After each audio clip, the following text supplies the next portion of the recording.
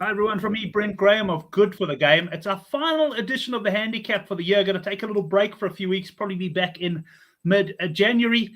And I've got two gentlemen on the panel with me. Let's start at the top right of my screen as I'm looking for it. It's the Oracle Rugby Cricket, whatever you want to call him. And it looks like his handle this week is that Laugh Out Loud? Thank you, Bulls. How are you, Gavin? Yeah, very good, thank you. I think I'm going to go, and I've done this for a few weeks now. Just thanking the people that have made me money. I actually lost on the weekend, but if it wasn't for the Bulls, I would have lost more. That first half was quite interesting, but yeah, they played as I expected. A friend of mine spoke to me lunchtime Sunday, and he said handicaps at 21. I said, don't worry, this is going to be 30 plus. I know some people got 13 and 16 and 18, and he was really concerned. Like 21 just didn't sound right to him, and I said, bro, just get on. This is going to be a lot. And I'll be honest with you, I sat there at halftime or close to halftime when it was 7-5 for a while. Yeah. I thought to myself, what's going on here? And of course, it didn't take long before the floodgates opened. And wait till you hear my prediction or my punt on the Sharks Bulls game, because that's going to be interesting. Yeah, that'll be an interesting one to see. And I'm going to bring Admiral in, but just to sort of come in on that game, Gavin, what you were saying, yeah. Just before halftime, you started thinking, is this game ever going to open up? I was on Northampton over 39.5, I think it was. And similar experience in the game before where the Harlequins started quite slowly, but once they clicked into gear, they absolutely ran away with things. Well, let's welcome back the Admiral. I know he hasn't been on for a while because he's been writing exams. First of all, Admiral, how did the exams go? And secondly, how's the punting going? Yeah, the exam actually finished today, so I'm heading out to a pub after this because it's been a long couple of weeks. You're grand. But yeah, no, the exams are grand. They're over, which is the main thing. The punting grand. I had sort of the opposite to Oracle. I was on the Bulls, and it came to game time. I was like, it was one of those you almost counted as a loss before the game kicks off. But yeah, the rest of the European rugby was pretty good. I quite like it. I think the bookies sort of struggle with the crossing over the leagues or whatever it is. The European group stages tend to be good to me. Looking forward to this weekend. This is the Interpros in Ireland for us, so the Irish derbies. Normally some good rugby. We'll just Nemo Kern coming in. He's obviously one of the guys on your, I think it's a free Telegram, hey, Admiral. And he's saying, well done, he's well up with you, but he wants to send some money that you can get the haircut you're craving. So, good one there. Yes, Oracle? You need to put a tip button up there, Brent, because, listen, I've tipped people before, happily. And there might be people out there that like the advice, they want some money, they want to chuck a coin at us. Let them chuck a coin. Put a tip button up. Now, folks like that can tip the Admiral. Fair enough. I can actually tell you, I don't put adverts in that on this one, and I've never really bothered too much, but there's literally a tax thing that's actually stopping me doing it at the moment. But we'll make that a resolution for next year, Gav. We'll put a tip button up. And just welcoming Werner to the show as well. And appreciate joining us as well. Evening to you guys. Right. Well, we are obviously going to talk URC. Admiral, I just want to ask you, there's obviously a bit of other rugby on this weekend. At the end of the show, you just let me know if there's anything else that catches your eye, and I'll bring the betting up and we can discuss that. But we'll focus on the URC. And we got two games on Friday night. We've got Cardiff first up. I think the games are probably at the same time. But for us, first up, Cardiff -7.5. Against the Scarlet. Cardiff flying pretty high at the moment in the URC. They've had a strong start to the season. Scarlet's not so much. And we've got a points line here of 46.5. Let me start with you, Admiral.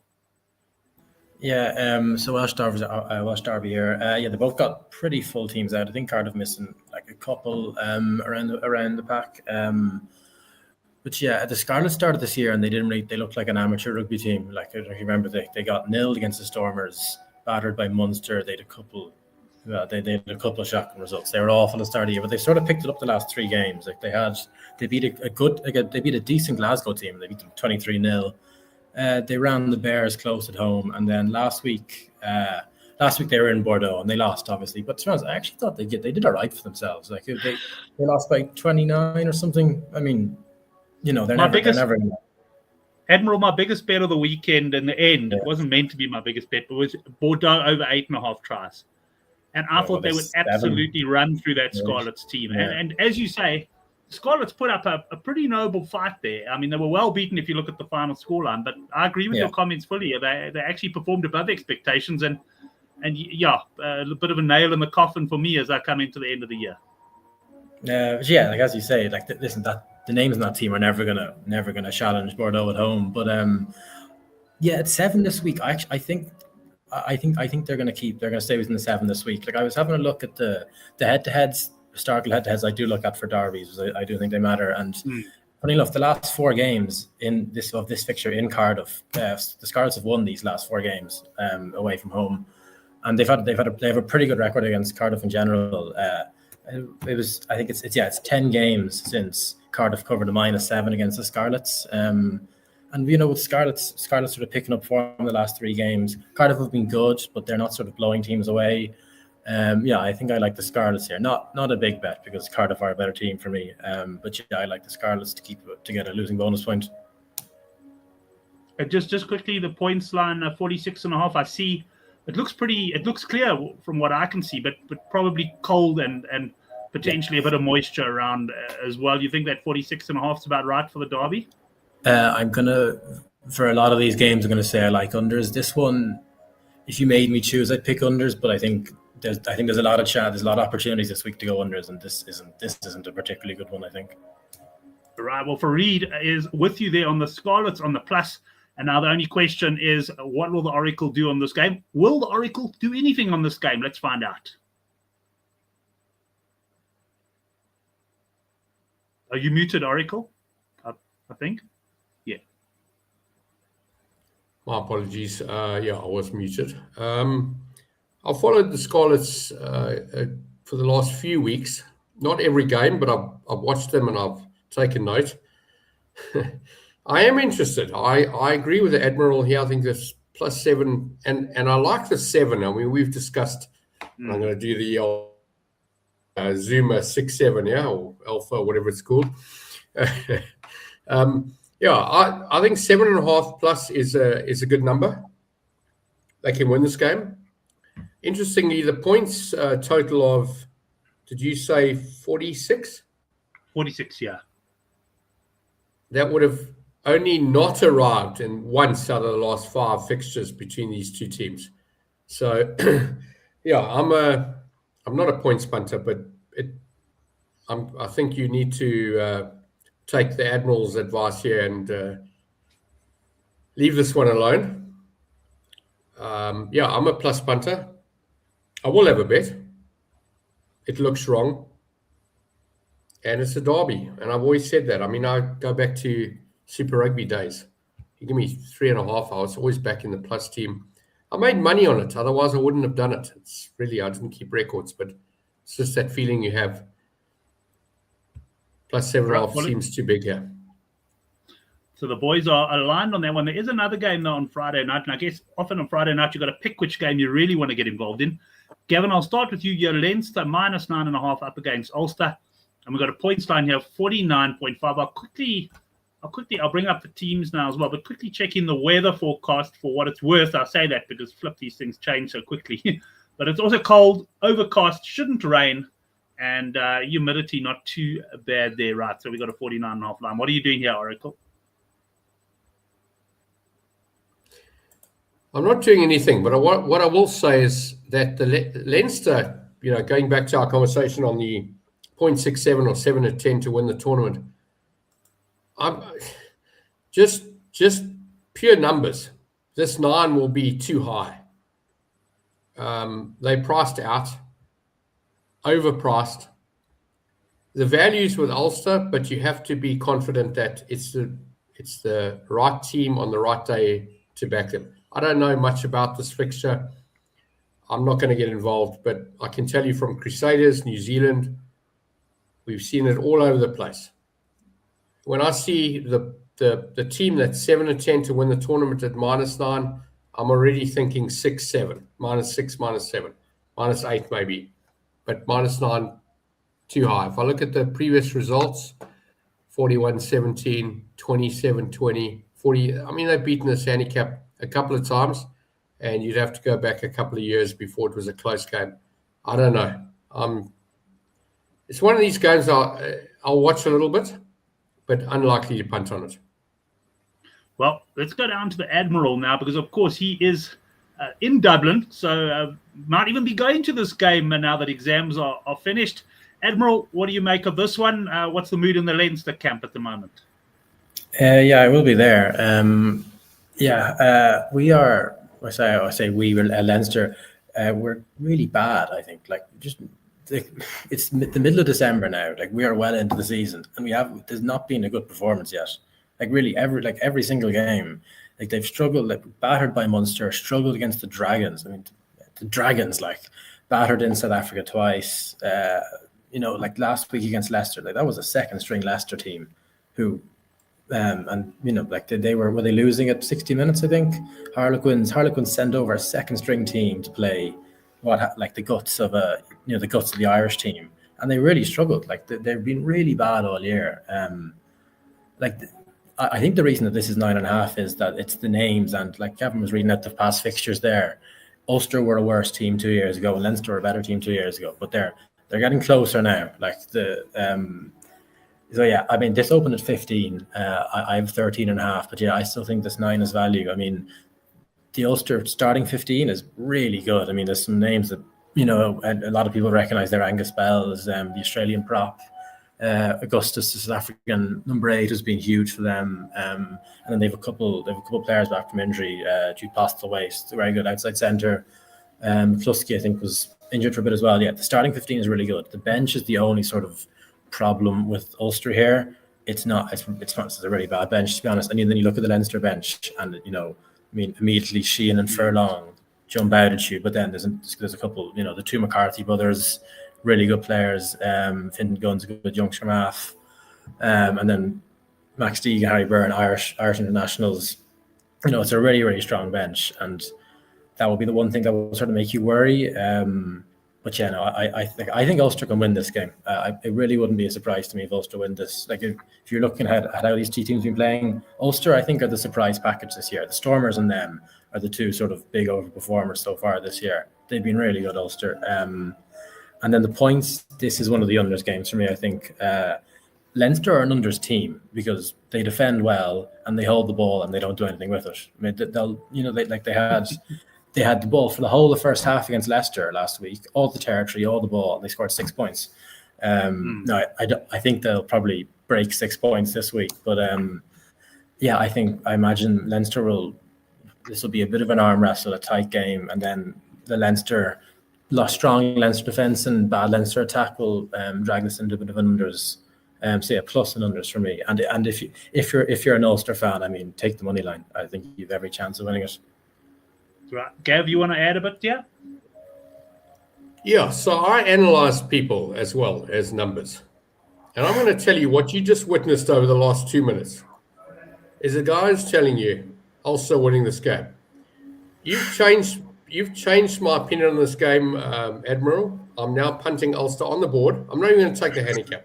I agree with you. You've just cemented everything I was thinking about, but I didn't have, and I am a very confident person.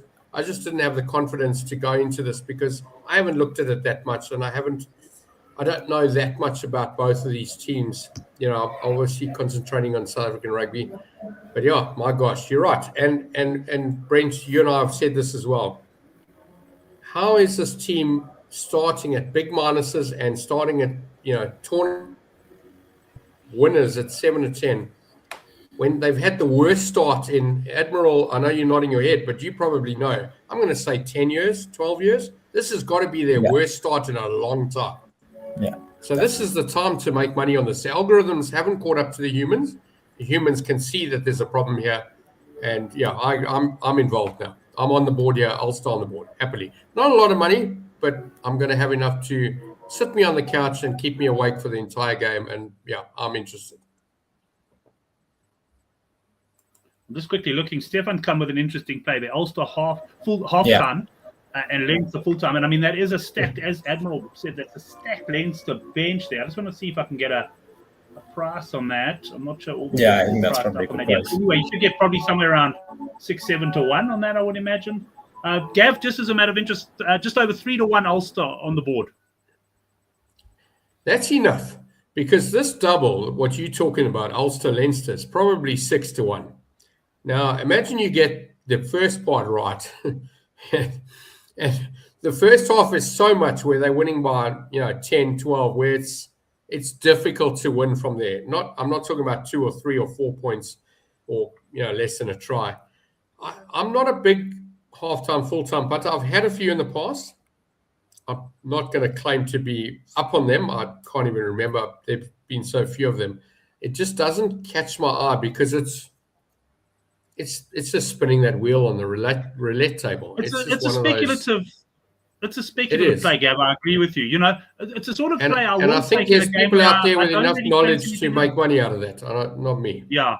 You know what? For me, it's a sort of thing like you don't really fancy anything in the game, but you kind of want to watch it with a bit of an interest and maybe have a view that you want to get involved at halftime, and then if your bet's running still, maybe you don't have to or whatever. But I agree with you there, and just you spot on price wise. I'm just having a look around here about 6 to 1. But Stefan, I also like the strategy because I do agree with Gavin. It's probably not the best bet in terms of pure betting value, but can give you a nice interest in the game there. Anything before we move on, Admiral?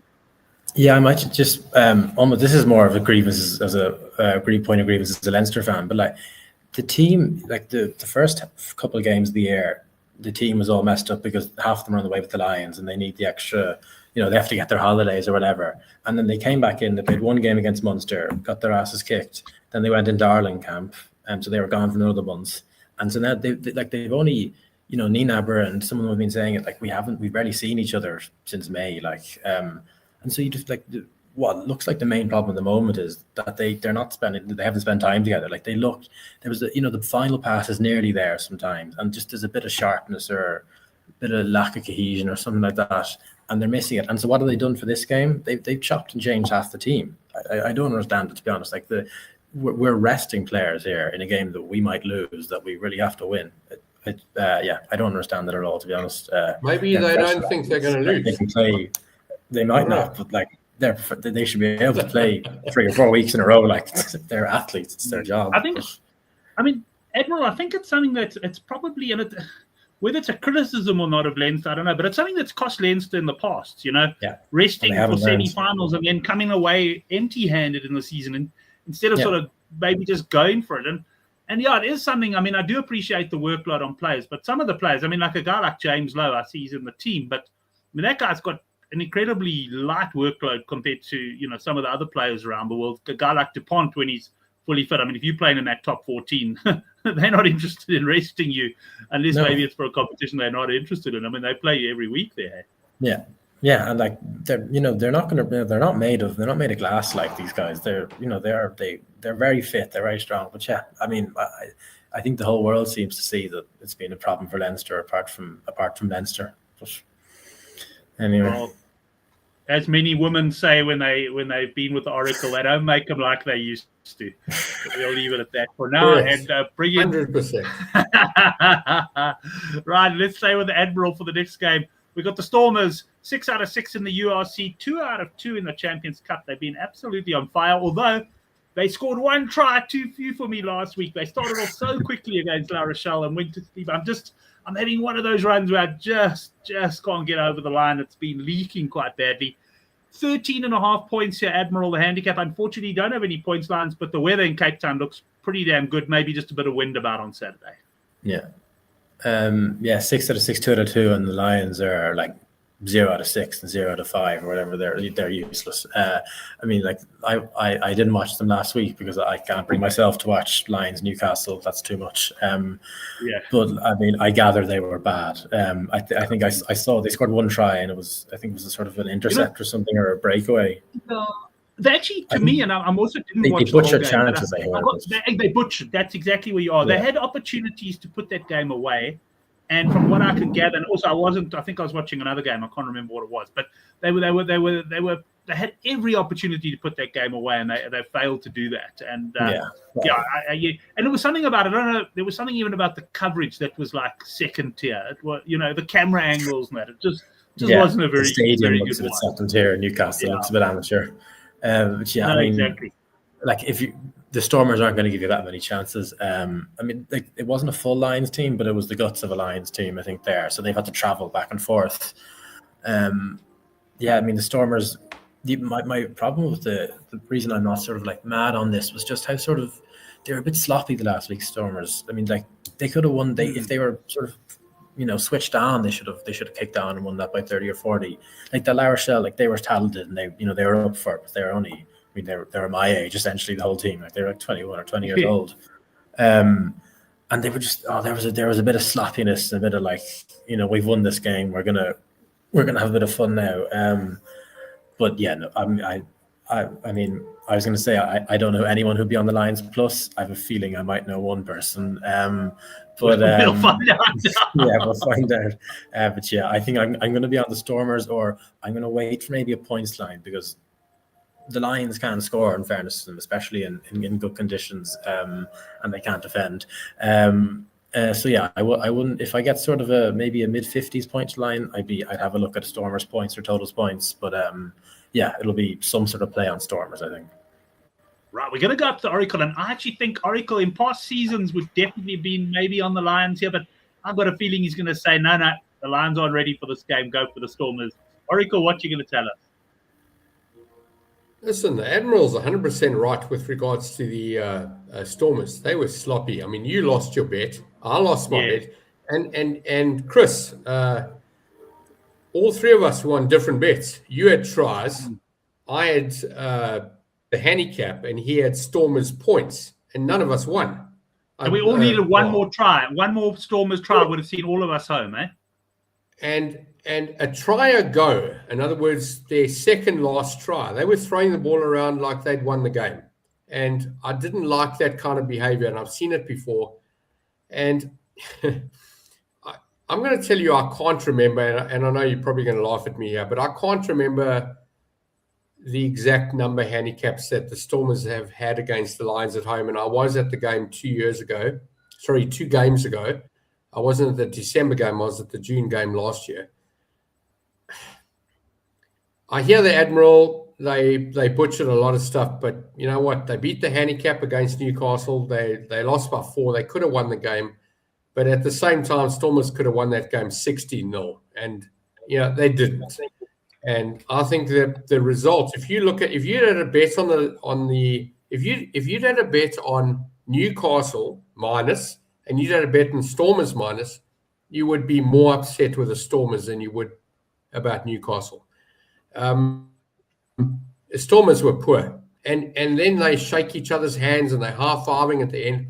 And Brent, I've got to tell you, you put me in a dressing room, change room, whatever you want to call it, with any of these teams, I want to tell them the first thing you do before you walk on the field is go and look at what your expected win is, or your expected loss at the bookmakers, because that's what you got to play. If the bookmakers, can you imagine the coach actually giving that advice? I hear you. I know what you mean. 25 years.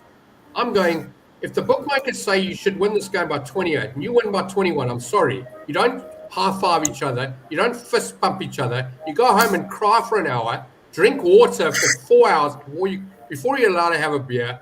You've got to have some sort of punishment. You've got to go. I mean, Brent, we can go back to, and I love this story because Nick Mallet, in charge of Italy, plus 24 handicap, Dunedin, I think it was, I can't remember the stadium in New Zealand, they lost by 14. The Italians were the ones high-fiving and fist-pumping and jumping up and down as if they'd won the World Cup, because they must have had a punt on themselves at plus 14.5, beat it by 10. They were the winners. New Zealand won the game by 14. They walked off dejected. And I remember telling everybody in the office, that's how you behave. You lost. You lost by 10. Go home, cry, and come back another day. And I'm going to tell you 13.5 is just a tad little too high. I'm not climbing into the lines here. I'm not even pressing the button yet, but I do feel that the Stormers' lack of interest last week and we've won this game, we smashed them, whatever, and they didn't smash them. They were poor. They let them score 3 tries. They were absolutely poor, chucking the ball around like they were at a kid's party, showing off. I didn't like the Stormers' behavior last week. I've got no interest in punting the Stormers this week. And if they carry on behaving like they did last week, they're in for a bit of a surprise because the Lions will come at them. And I think this will be a little bit closer than 13, but I'm not ready to stick a lot of money on it. I just have a feeling. Reed suggesting that the players don't look at the handicap, and I mean, I think if I was a player now, I probably would look at the handicap out of curiosity. But yeah, They obviously, should. maybe New Zealand will have, maybe the Stormers will high fiving because they were on the La Rochelle cap using that logic. But no, we'll certainly assume none of the players punt. But let's. They don't have to punt, Brent, but I'm pretty sure they know their number. They must know their number. Yeah. Otherwise, they'd be complete morons, and I don't believe they are. Okay. Anything else on that game, Admiral, before we move on? It's pretty hard to follow. That was pretty good. No, not. Just the one point. Sorry, this is a boring point, but I took the Stormers to win the competition about 2 weeks ago. But that's much more boring. And I think that's a great bet. It will take them 2 weeks to come right, and they will win. I agree with you. I think they're a great punt. They're a great price, and it's all because of Leinster's short price. One day in the next 2 or 3, 4, 5, 6 weeks, the bookmakers will work out, hang on, nobody's punting Leinster at these ridiculous prices. Maybe we should push them out and bring in the teams that can actually win. I agree with you. I think the Stormers are a great punt to win this tournament. Huge value. We haven't seen value like this. I mean, Brent, we spoke about it a few weeks ago. Yeah. Favourites in Super Rugby never went to numbers like this halfway in the season. Never happened. Now, if I had money, I definitely would have taken. I think they were about 6.5 to 1. Is that kind of the price you got, Admiral, a couple of weeks back? Yeah, I'm trying. I think it could even be more than a couple of weeks. It might actually be during the international stuff. Yeah. And I think it was. I'll tell. I think it was 7 to 1. I'll double check now. No, look, it's actually. I mean, I was actually going to do a little video. I was going to do a video on it after the last round of URC matches. The Stormers were still 6.5 to 1. I couldn't believe it. Yeah. And I was going to do a video on it, but then I see Bet Exchange. When I actually woke up to doing it, I see that shortened to 4 to 1 at Bet Exchange, which sounds a little bit more accurate. Although I don't know what else is around there. Yeah. But yeah, agree. Sorry. 8 to 1.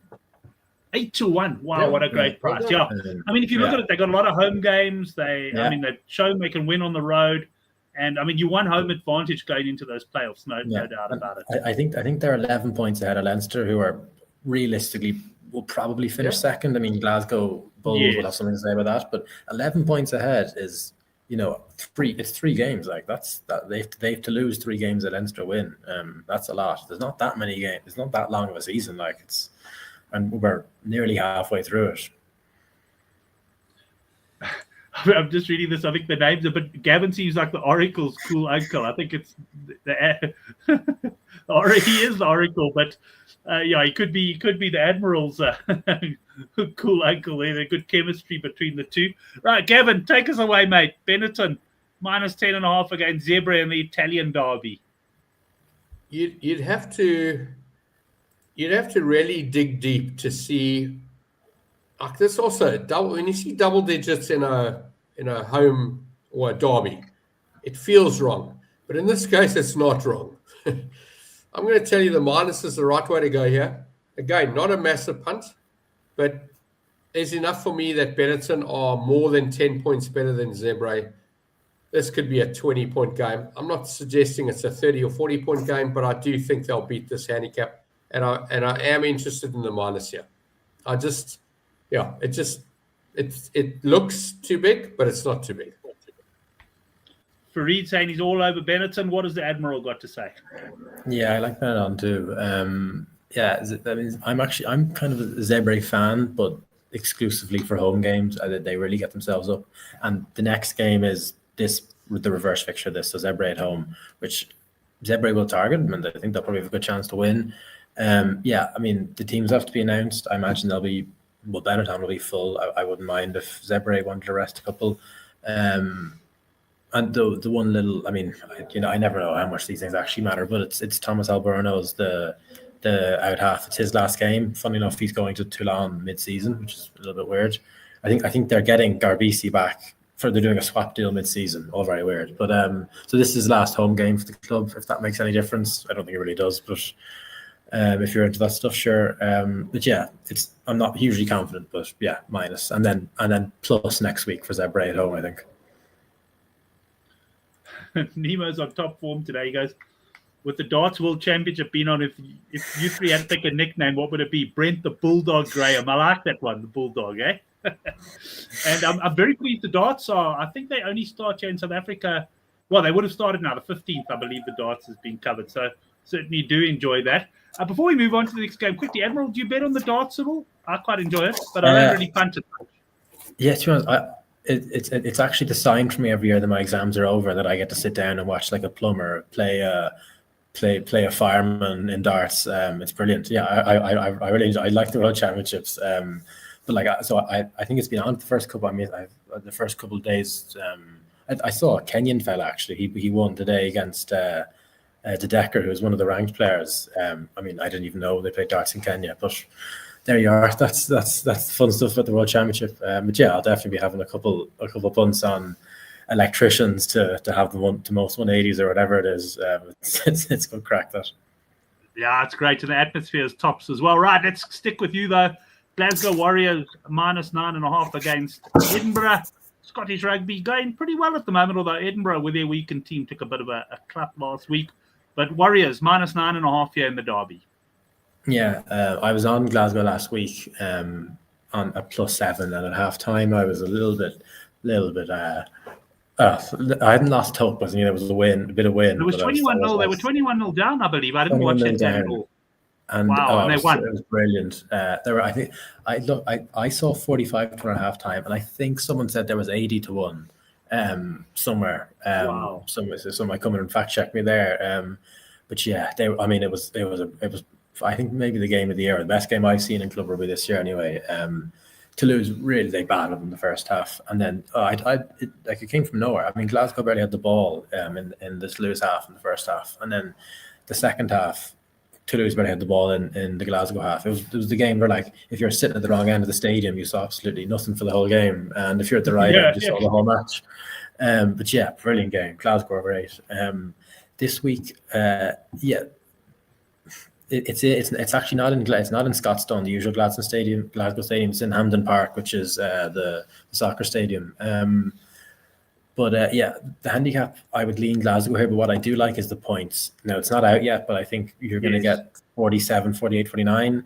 I had a look through this. The last time this game in home or away hit 50 points was 2014. So over a decade ago.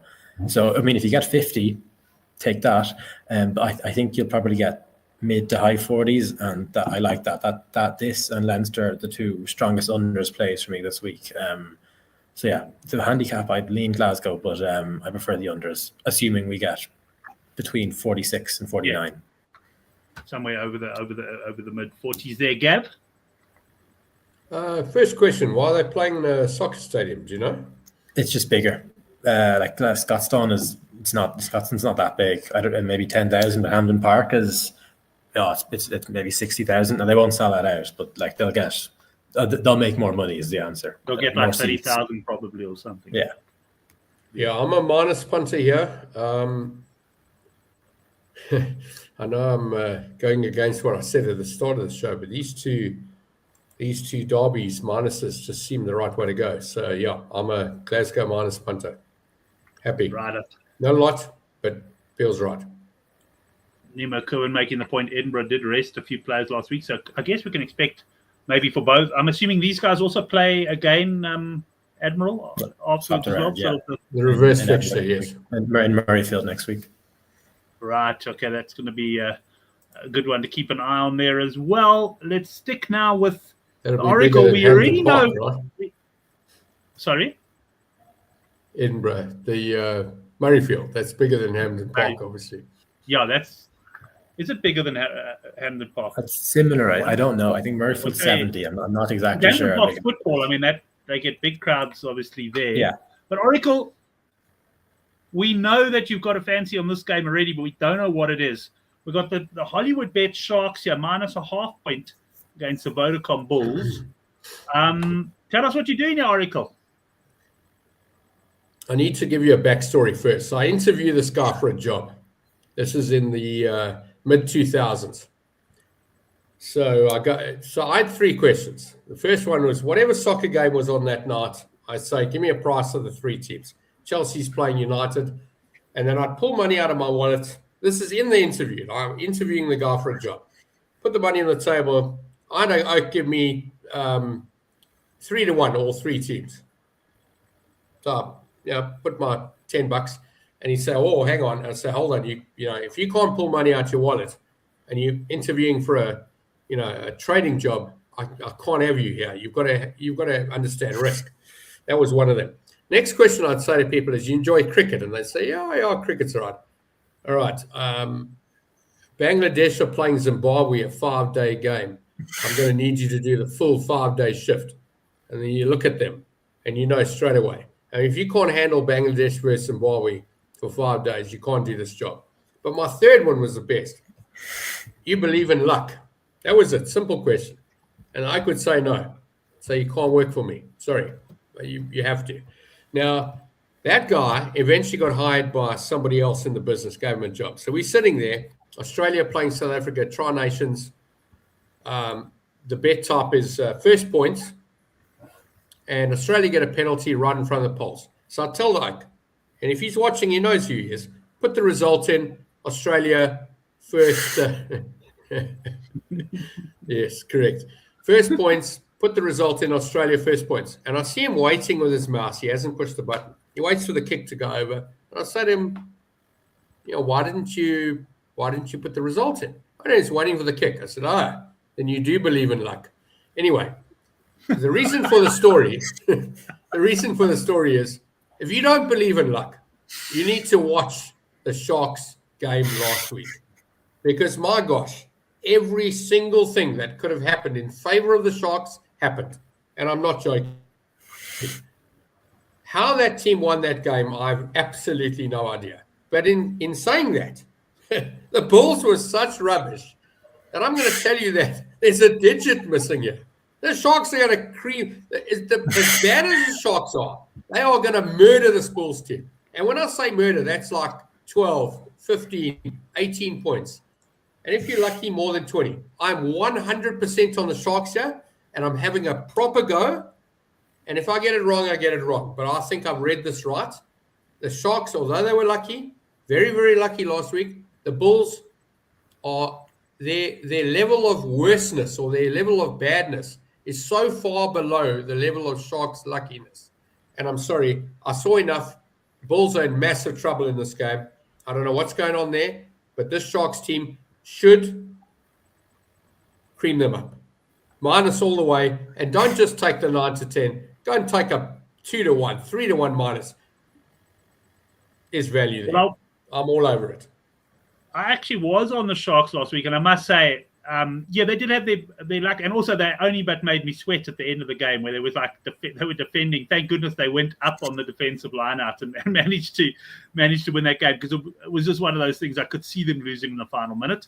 Admiral, what do you make of this one? Or what did you do in the Sharks game last week? Nothing. There was no chance I was getting involved in that.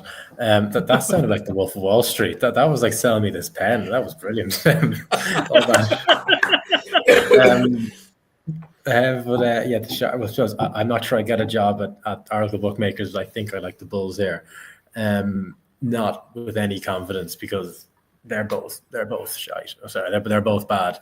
No. I used to call this rubbish versus rubbish, and this is exactly what it is. But the one rubbish bin looks little bit better than the other one. That's all. They're like I think Freed said there the Sharks can defend, the Bulls can't.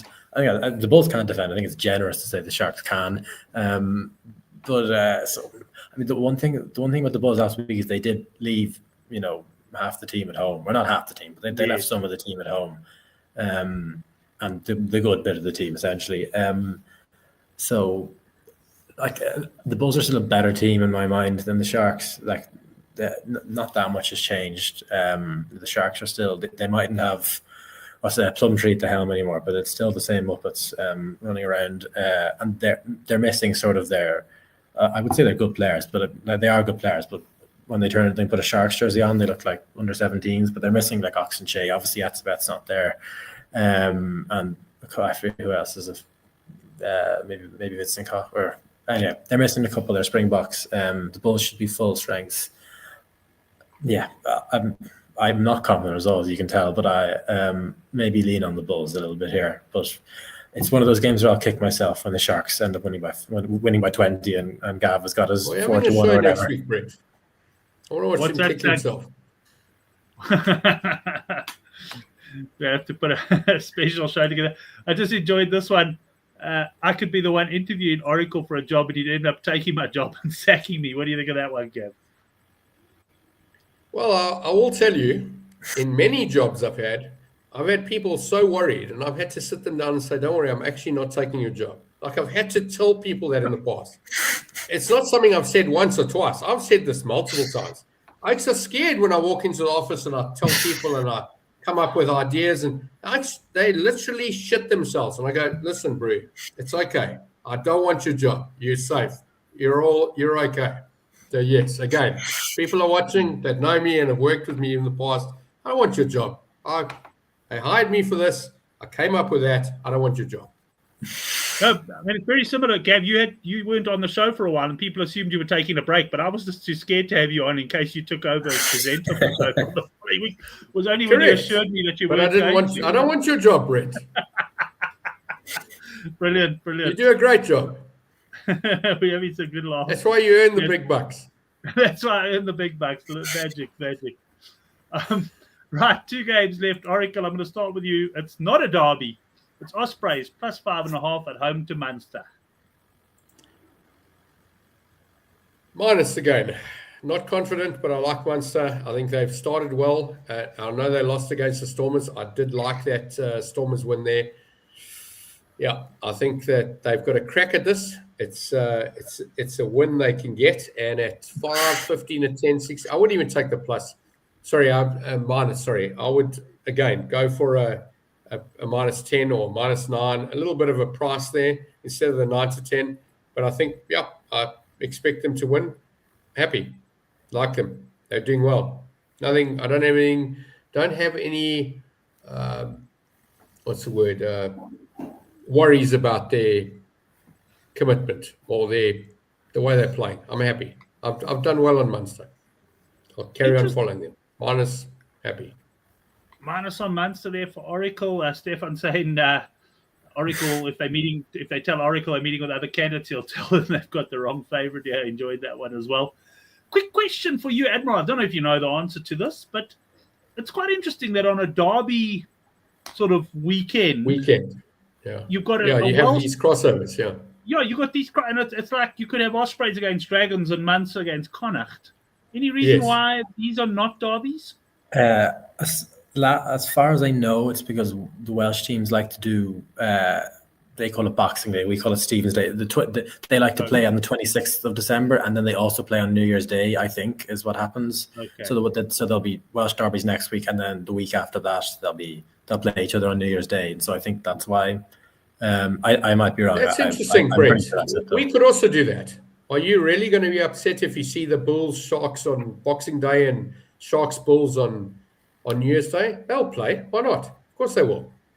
Why don't we? Yeah, I think what Admiral said is right. Why don't we get a universal derby day together? I think it's great. I think it's I saw it initially, and I saw what you saw straight away. A couple of the teams not playing each other, which is odd. But I would do that. Yeah, I think only the players would have a problem with it having to play on New Year's Day. And but then don't join the team. Then go sit in the pub and watch your mates play. I mean, if you want to join the team, listen. The NBA and NFL guys play on these New Year's Eves and whatever. I mean, it's a job. I was a waiter. I was a barman. I worked on New Year's Eve and Christmas Day. That's what you do. You don't want the money. Sit at home with your family. It's your choice. You don't have to play. Words of wisdom there from the Oracle. And then, okay, so Admiral, I asked you that other question, but I didn't actually ask you what do you fancy on this game, if anything? Not much. Munster have named their team. They've started doing that. They named their team a day early. I don't know why, but well, I mean, it's handy for us. Because Rusty used to be there, and they learned from him. And then also they have the Super Rugby coach, the Clayton McMillan coached the Chiefs last year, and Super Rugby did their teams earlier. I assume that's it. Like as a punter, I'm happy enough to see it, but I don't understand why teams do it.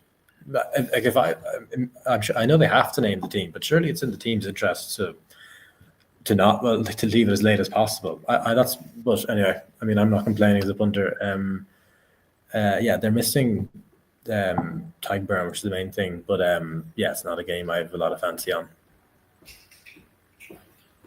Nemo, before we go to the last game, he's saying, what Super Rugby jersey should you buy your son? For me, there's one, the Chiefs. I'd definitely go Chiefs there. The old days, I used to be Blues, but I'd be Chiefs. Anything there, Oracle? Any advice for him on a shirt? You can still buy a Lions Super Rugby jersey. You just got to go to Ellis Park in a couple of Mr. Price sports shops. You might find one. They're still available. Well, the Cats. Remember those days? Yes. Right. I know Admiral doesn't remember the days the Cats played, because I'm not actually sure that he was born when the Cats played Super Rugby. But no, I've heard of them, but I think I might have been 2 or 3. I think. Possibly. Right, Admiral, last game, Dragons plus 5.5 against Connacht. Yeah, I have a bit of a soft spot for the Dragons at home, a bit like Zebre, but 5 is a little bit skinny. If we've talked about it before, if we give me that's 6 or 7, preferably the 7. I'd like the Dragons, and so I'm sort of almost hoping that Connacht will name their full team, so that we'll see Bundyaki and Mark Hansen if he's not injured. We'll see a full Irish or the Irish internationals out for Connacht, and then maybe I'll get 7.5 because I like the Dragons for that. Connacht aren't a team who I'm ever hugely confident on away from home, even if they're playing well. It's just that they're a bit flaky. 5.5. I don't think I'd be involved, but 1 point or 2 more, I'd take the Dragons. Right, so hoping for a little bit of a bigger line on the Dragons there, and Oracle finishes off for the URC. Yeah, so I'm going to say I agree with the Admiral here. However, the way I would tackle this agreement is I would, take a lower stake on them to win on the board. And that's what I'll probably do here. If they lose by 2 or 3, I've lost my bet, I'm happy. I'm not happy, but I'm okay with it. But at 5.5 again, you're getting 16-10, 15-10, 16-10, 17-10. I'm happy. That's good enough for me. So small punt, Dragons on the board is good enough. I just want to say one thing. So you talk about the teams being announced. Now, that's something that's never bothered me. Never been interested in it. But what I do like, and I think that if it is something that not necessarily punters, but the public like, why don't they do what they do in the President's Cup and the Ryder Cup, where they literally hand an envelope to the guy to read out, so you can't change it. Here's my team. Here it is. Read it out together. I think that's something that could work with rugby. Is you get a referee. Yeah, the referee on the day can read it up, put it on the board. People can see it. Why announce a team on Tuesday and another one on Thursday night? There must be some sort of cutoff to announcing them. But then I have a follow-up question. What happens if you announce your 23 and you made 7 changes by the time Saturday afternoon kickoff comes? Are you in trouble? Are you allowed to do that? That's always been up in the air for me, and that's why I've never really worried too much about it, because I've seen changes made, and I don't think there's too much legislation or ruling about it, and it's almost like they can, call it whenever they want to. I don't know. I mean, soccer, football, they announce a team 2 minutes before the game, which is crazy. Yeah. I agree with you, though. Admiral, I think I speak on behalf of all punters when I say please don't let them announce teams just before the game. From a punting. I know Gavin doesn't mind, but the rest of us punters, we definitely want to see the teams. But it's interesting you ask. I know that in the past it has happened, and these days, normally if the squad changes, it's normally an injury And I know there's a lot of skepticism about Russie's selections, for example, for the box, where on the Friday there'll be the injury, and I'm not saying they're not genuine, but I know a lot of the guys in Ireland and the rest of the world have their doubts. You remember that English game where the guy stuck the blood sachet in his mouth to get off so the kicker could come back on? And the doctor actually went to, I think he went to jail, or he went to court. I can't remember what it was, but he's like, "I'll try anything to change it so that their secret is not known for longer." No, fair enough. Nebo Kerwin coming in there says he wouldn't want the referees to read out the teams. He hears enough of them on the field already, and that's also a fair point there. Let's ask the Admiral now. What else do you like this weekend, Admiral? In terms of like Premiership, or let's stick with rugby for now. In terms of the Premiership, I was just bringing up the betting here. I see we got 5 games on this weekend. Anything stand out for you? The only one we have teams for us tomorrow, it's Leicester Gloucester, and I don't think I'm going to take anything there. I'm mostly going to say I'm waiting for teams there. The one that I do think I like is Exeter, or +9 or 10 against Saracens. I think I like that, but there's nothing. I'd say so Exeter, and then maybe Newcastle if Bath sort of. I wouldn't be surprised if Bath rotated the whole team. They played the full team last week in Toulon. I forget who they're playing next week, but it's a bigger game next week. Like they'll beat Newcastle. So I think it's 18. So yeah, maybe Exeter, maybe Newcastle, and it could all change if the teams are a bit, I don't know, unexpected. But no, nothing to be putting the granny's pension on yet. And I wish I'd spoken to you last week before I got my money down on Bath, because you were spot on with Toulon, and I must tell you that I had a big double ending on that, and we won't harp on it, but was there a +9 or something? Was that try at the end? I think killed that Toulon try at the end killed a lot of people. No, I think it would have killed a lot. Me, I was actually on the board on Bath on the board. So I was already, my fate was gone. I think by that time, but it was just one of those things. Is Admiral still betting on the dogs? It was great chatting to him about dogs. Did you bet on the greyhounds? No, I know that I know Nemo Kerwin. That's not his real name. No, I don't bet on greyhounds.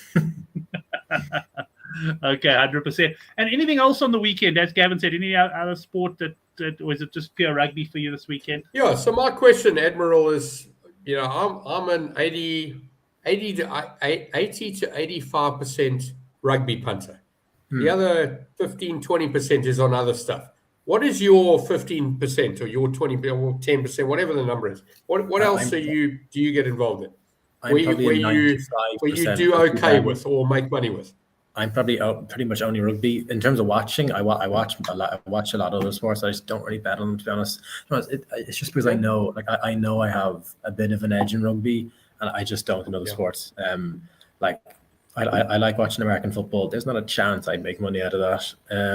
Like watching soccer. I'm a Chelsea fan, actually. I used to live in that part of the world. But I'm not gonna be sharper than the bookies in the Premier League. So I watch a lot of golf, watch a lot of soccer, a bit of American football. Then whatever else is on, tennis, even a bit of cricket sometimes. I'm one of the few cricket fans in Ireland. But no, there'll be no. I tend not to bet. I'm trying to think. Yeah, the 5% will be golf. I'd say the majors, and that is usually just Rory and Shane, which isn't particularly profitable. Patriotic punting.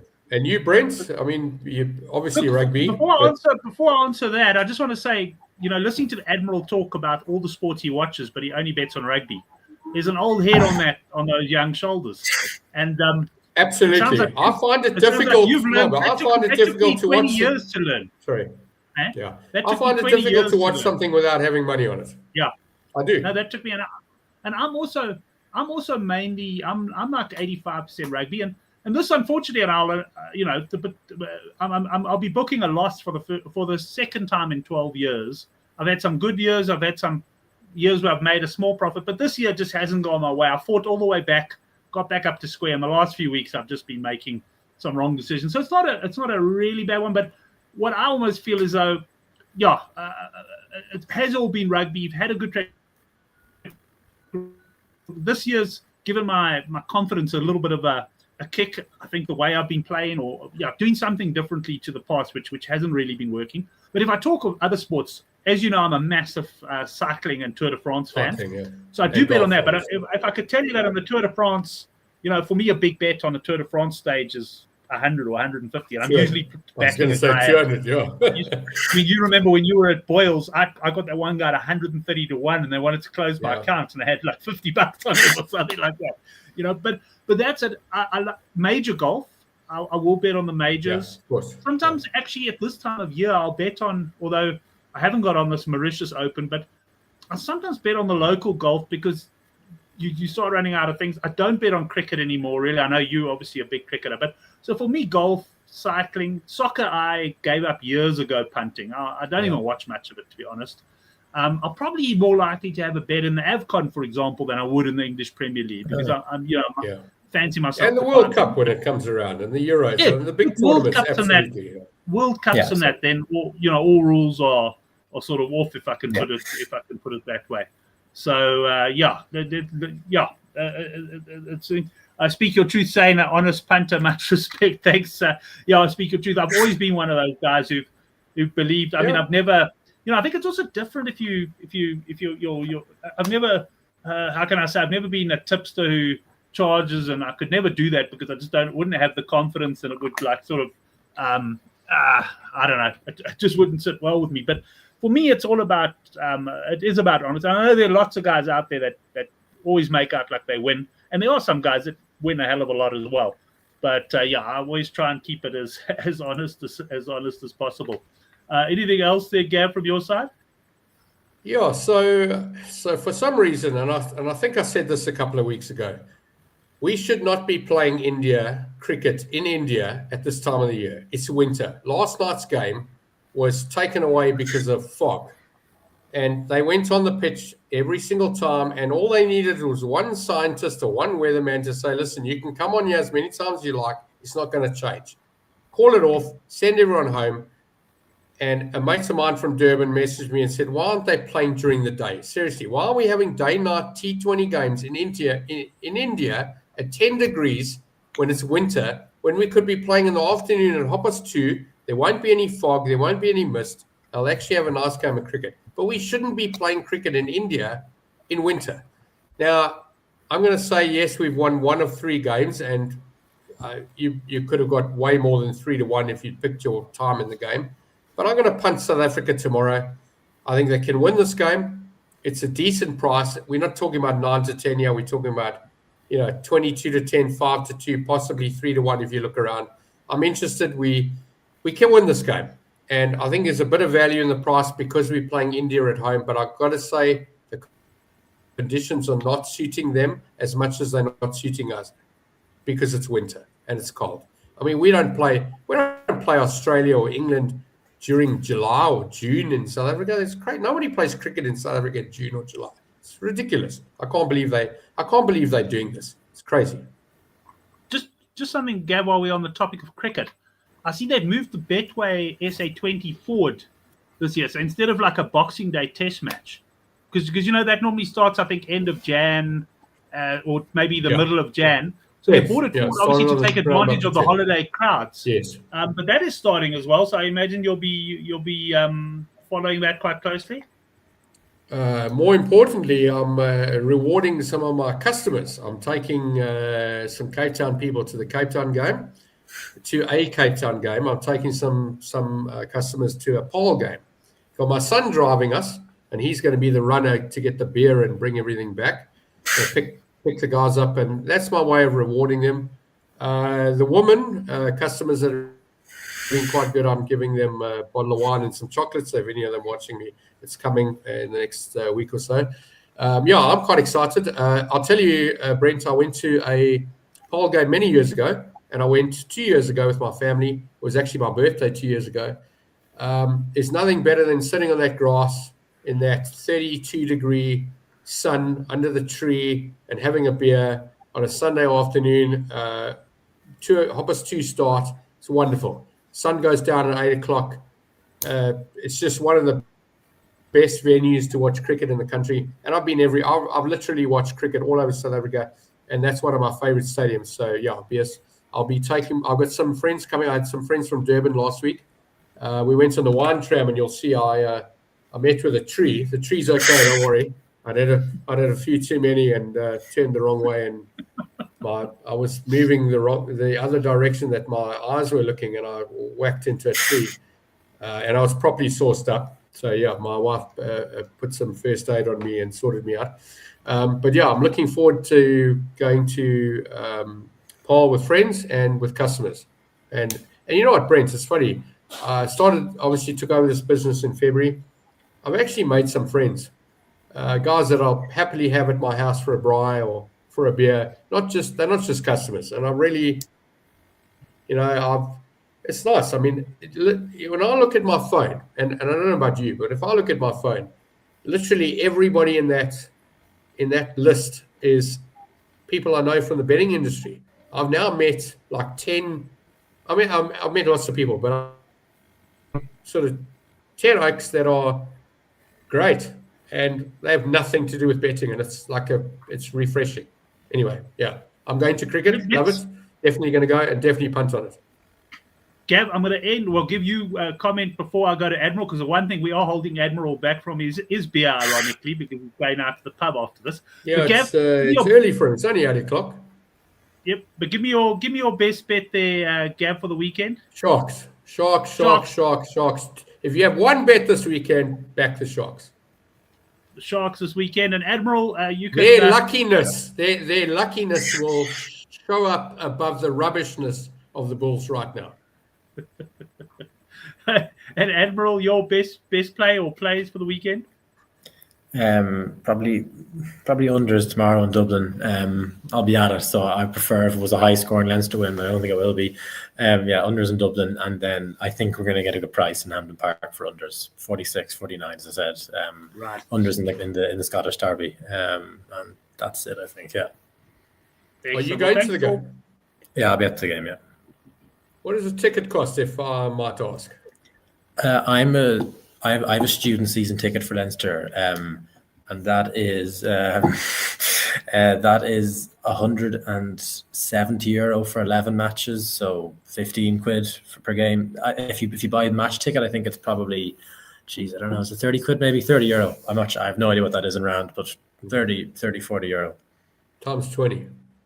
Times 20, so 600, 800 rand. Yeah, but maybe someone else would chime in on that, because I don't buy tickets anymore because of the season ticket. But yeah, about that. I assume is it cheaper in South Africa? I mean, imagine it is. But how much is the game? About a quarter. Is a ticket to Stormers Lions?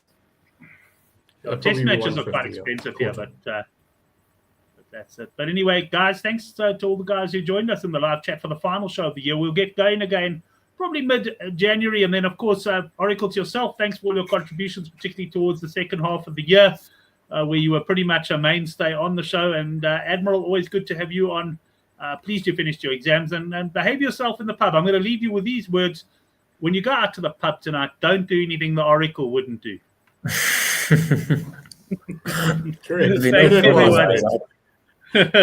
We'll see you in 2026. Cheers, guys.